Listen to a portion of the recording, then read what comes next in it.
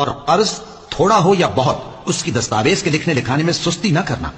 یہ بات اللہ کے نزدیک نہایت قرین انصاف ہے اور شہادت کے لیے بھی یہ بہت درست طریقہ ہے.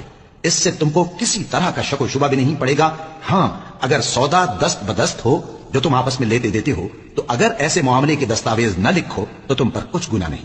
اور جب خرید و فروخت کیا کرو مثلا زمین جائیداد کی تو بھی گواہ کر لیا کرو اور کاتب دستاویز اور گواہ معاملہ کرنے والوں کا کسی طرح کا نقصان نہ کریں.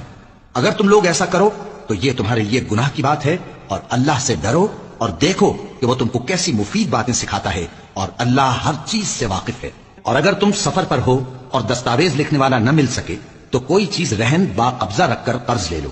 اور اگر تم میں سے کوئی دوسرے کو امین سمجھے یعنی رہن کے بغیر قرض دے دے تو امانت دار کو چاہیے کہ صاحب امانت کی امانت ادا کر دے اور اللہ سے جو اس کا پروردگار ہے ڈرے. اور دیکھنا شہادت کو مت چھپانا، جو اس کو چھپائے گا